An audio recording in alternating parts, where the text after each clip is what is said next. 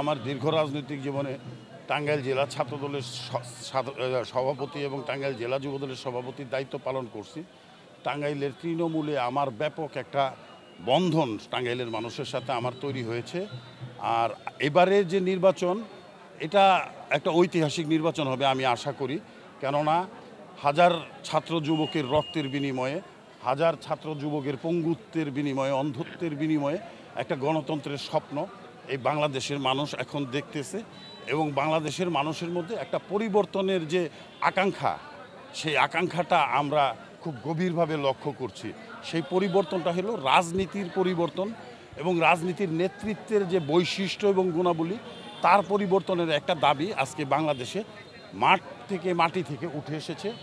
আর সেই পরিবর্তনের যে ডাক, সেটাকে সাড়া দিয়ে আমি আমার নিজেকে নতুন করে একটা নেতৃত্বের রাস্তায় আমি নিজেকে তৈরি করার জন্য সার্বক্ষণিকভাবে আমরা কাজ করতেছি।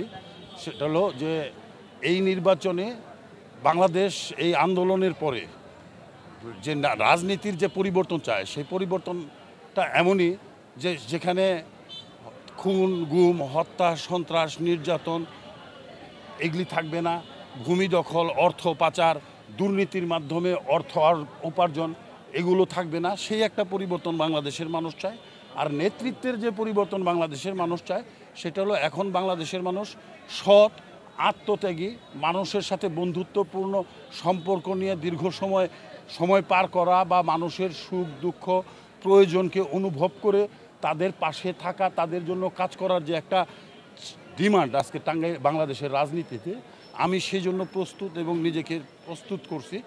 টাঙ্গাইলের রাজনীতিতে আমি আশা করি যে আগামী নির্বাচনে আমাকে মনোনয়ন দিবে এই কারণেই যে টাঙ্গাইলে যারা প্রার্থী আছে তার মধ্যে আমি একমাত্র প্রার্থী যে বিগত 5ই আগস্টের পরে কোনো অন্যায় অপকর্মে লিপ্ত হয়ে নিজের দলের ভাবমূর্তি, নিজের দলের সম্মানকে ক্ষুণ্ণ করি নাই।